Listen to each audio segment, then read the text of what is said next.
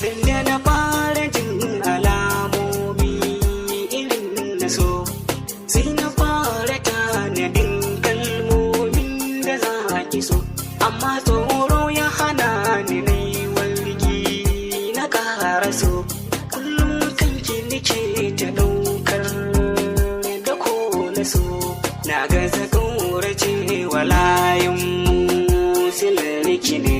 Kullum banda aiki sai nazarin ta yaya ne